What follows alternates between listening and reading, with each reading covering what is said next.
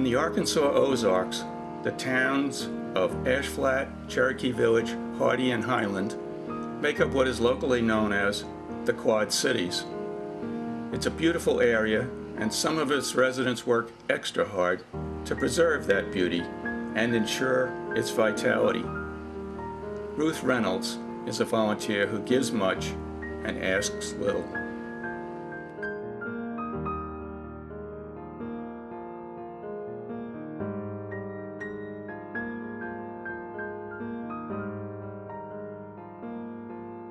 How old are you, Ruth? I'm 70. Do you think it's proper for you to be climbing around on that truck and everything at your age? What kind of an example are you setting there, Ruth? Not very ladylike, is it?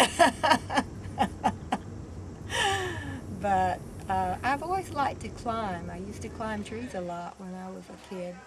So you're a 70-year-old kid running I around guess collecting so. paper and... Yeah. What is your schedule throughout the week with these recycling efforts? Okay. Well, I'm trying to consolidate and do as much as I can in one day, you know, to save gasoline and reduce my greenhouse gas emissions. So I try to go out on Tuesday, at which time I usually have my truck and my trailer loaded.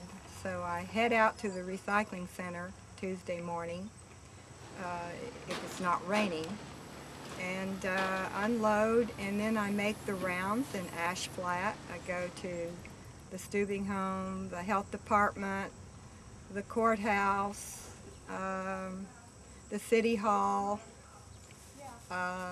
the farm bureau, and the Natural Resource Conservation Service office. And then I head on up to the schools that day. I try to get it all done in one day. Teachers, may I have your attention, please? Please put your recycling bins in the hall.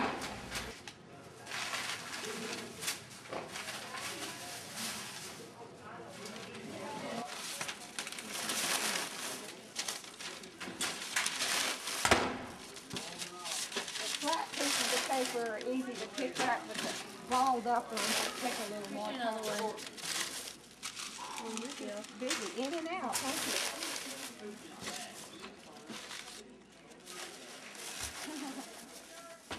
When we opened up the recycling center, the members of ACE felt this was the time to approach the schools and ask them to start saving their cardboard and paper and their steel. And our chairperson, Carol Thompson, who I admire greatly, and Morris Street, who was then a member, well, he was the chair of the recycling board at that time, and Carol was the chair of ACE. So the two of them went to all three schools and spoke with the principals and asked that they start to save their recyclables for our program. Well, they were not keen to do that. Aren't they supposed to do it by law? Is that... Yes, they are, but you know, there's no enforcement involved here. It's just on paper, and there are no penalties if you don't do it. And I guess The state passed a law saying that the counties were supposed to recycle, right? Mm-hmm. Was there any funding of that? Are you aware of it? No, there's no, and the counties, there's no enforcement there either. If they didn't want to support us, they really probably could avoid it. Yeah. That's our complaint, those of us who are involved in recycling, that there's no penalty if any school, government, any entity, if they don't want to comply with the law, there's not much we can do about it. So we just have to beg. So what happened when they went to the high schools? Well, they were, I wasn't there, but the upshot of it is that they didn't want to be bothered with it. And Carol was not happy when I decided that I would try my best to recover some of the recyclables, some of the waste that was being generated at the schools. It's a tremendous amount of waste, and I have been... Mostly paper? Well, yes, I guess it would be mostly paper, cardboard and other kinds of paper. But they do waste a lot of steel as well, and aluminum and plastic. So, you know, all the things... Why did Carol object to this? I guess she was disgusted with the schools, with the superintendent, if you will, who, for whatever reason, it could have been financial, probably was, did not want to insist that his custodians take on gathering paper and bagging it and tearing down or flattening the cardboard for the recycling trucks to pick up. It was just not something that the superintendent or the principals were interested in doing. So I went to the superintendent and asked if we provided the metal cages or the cages, and we started out with wood at first, if we provided the receptacles for the cardboard and the bins for the paper, and I took care of it, would they allow that? And of course they did. So then that was my responsibility from then on. How long ago was that? I guess 8 years or so ago. And Just been fun ever since, huh? oh, it's been fun and games. Well, the school population has grown, as you might imagine, and more cardboard was being thrown out, and very little of it was flattened, so that would be my responsibility to flatten it out and get it ready for the guys from the recycling center to pick up. The recycling, the employees just didn't really have time to go around to all of these pickups and flatten their boxes. There's no way we could afford to pay them the amount of time that would have entailed. So that has to be something either the clients do or a volunteer does. Like Ruth Reynolds. Yeah, well, that's what I did. And so I continued to flatten the boxes until the end of the last school year at the schools. Now, that does not include the middle school. The middle school was an exception. Laura and Darrell Williams are the custodians there, and they took it upon themselves to see to it that all of the boxes discarded from the middle school were flattened and ready to go. And they also saved the large cans that, you know, the food comes in for the cafeteria. And the middle school bought their own bins and placed them in the classrooms. And I think the kids, I don't know if it's the custodians, you know, the youngsters that work there at the school who do it or who does it. But anyway, the paper is bagged and set out for me at the middle school. So that school has been an exception and a blessing and so appreciated by all of us who are involved in recycling. I can't begin to say how much I appreciate it. And but the other two schools just have left it up to me. So, but as I say, at the end of the last school year, I had informed the superintendent and the principals that I would no longer break down the cardboard. I did it up until the last day of school, and that was it. And I thought, well, they can probably take this on now. It seems that they can't, because they've removed the wire cages and taken them off somewhere, and they're now putting all the cardboard in the dumpster. So that's very disappointing. I had hoped that, you know, as the news about how damaged Mother Earth is over the years became increasingly gloomy and disturbing, that the teachers, the administration at the schools would be so moved to actually do something to try to heal Mother Earth or avoid increased damage. I mean, you know, when you recycle the paper, what are you doing? You're saving trees, for goodness sake. And how important are they? Well,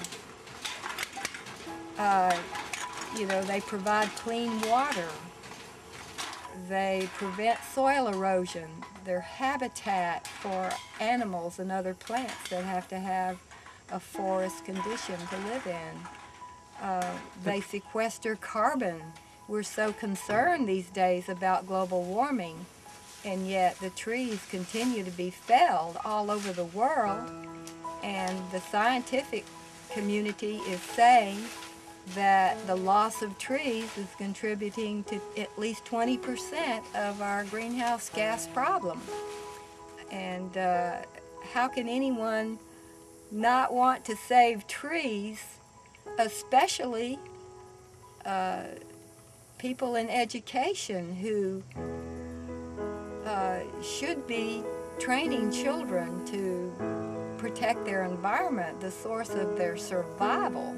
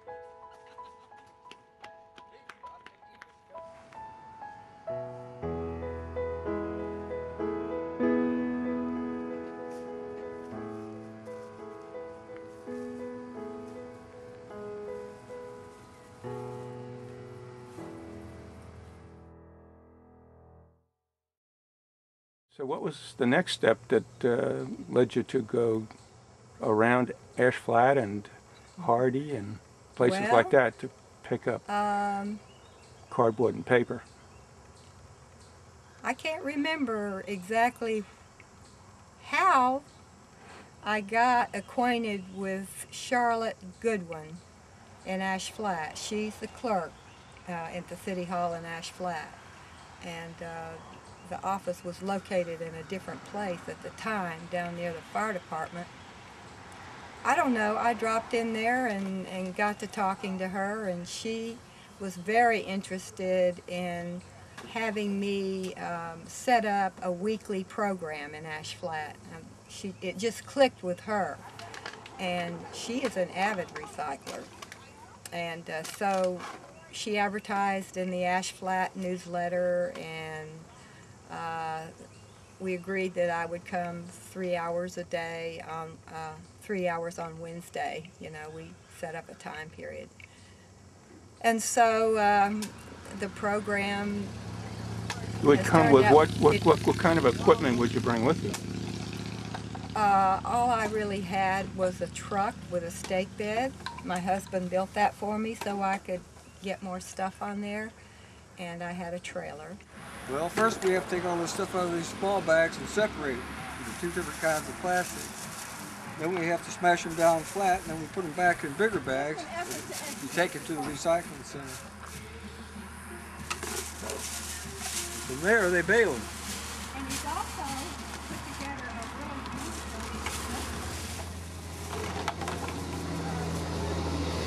How much do you recycle? Well, whatever we have at home on a weekly basis, and then at our store we keep a cardboard bin, and I'd rather put it there than have it go into the landfill. Save something we can use. So you come over here every week? Try to, if I'm in town, or it's not raining. We haven't had any rain in a while. That's a second stake bed, actually. My husband built one earlier that sort of fell apart, and so this one worked out. And he also built 3 cardboard bins for the school out of used lumber. And so... These are bins to take in cardboard? To put cardboard in, yeah. At what school? We had those at the high school and the elementary school, and I can't remember if we had one. Yeah, I guess we had one at all 3 schools.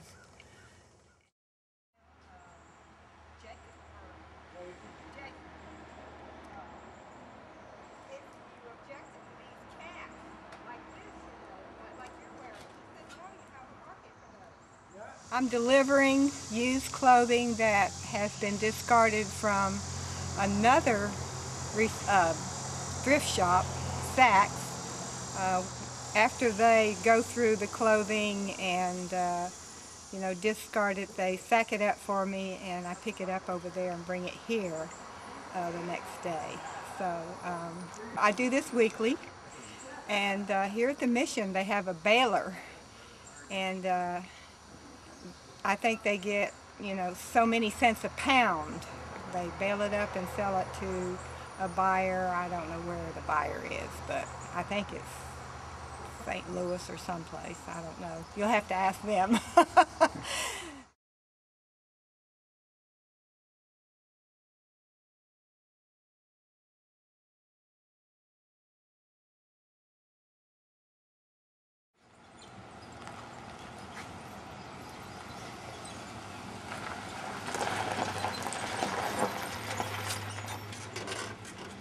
Well, that was Margaret Harness's idea, going behind the shops and picking up the cardboard. I didn't do that before she, and she started to help me recycle at the post office, and we lamented the fact that the people who, the business owners in Hardy, were not recycling their cardboard or paper or anything. So we thought, well, they probably aren't going to want to break down boxes, although some of them are starting to do that. Eventually, we hope that they will emulate the Mammoth Spring business owners who break down their boxes and put them in wire cages. And the city of Mammoth Springs goes around and picks up that material. Mammoth Spring has a very progressive mayor who is in fact the chairperson of the Tri-County Recycling Board. Her name is Jean Pace, and she has seen to it that the people in her city recycle, and she's provided what you call a protainer, which is a trailer, compartmentalized trailer, and people can come and recycle there in Mammoth, individual households. Hardy has a protainer as well. Yes, yes, they do. I was acquainted with one of the council members, and I was picking up at the City Hall in Hardy, and Mayor Siebert and I developed that program. And so I did that for, I guess, well over a year. And I think the council member, she was sorry for me. And so she started pushing members to her fellow council members develop their own program in Hardy and let me off the hook. And they did that.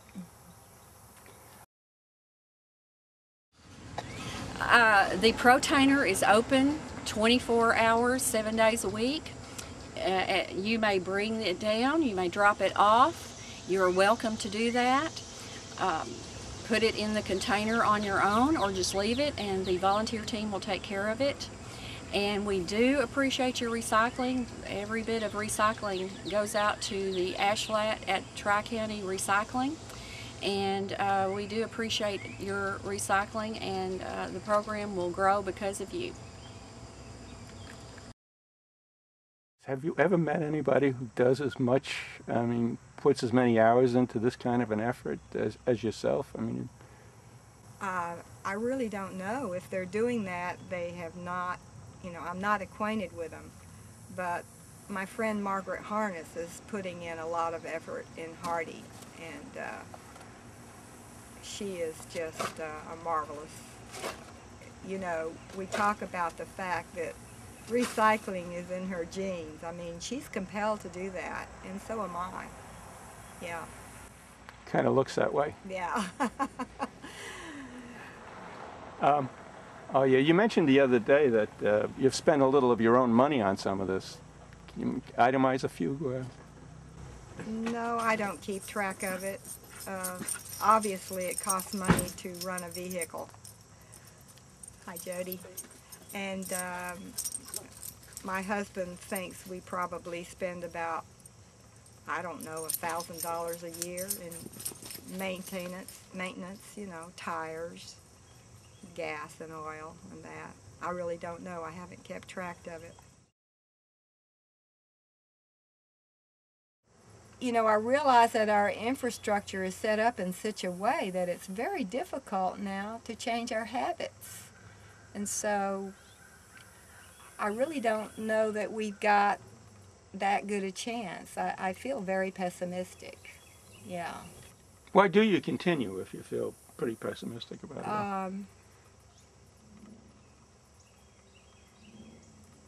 I just feel like, you know, it doesn't look very promising.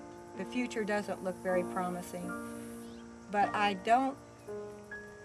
just not, I just can't lie down and let it happen. I have to keep trying and fighting for a better outcome, if you will.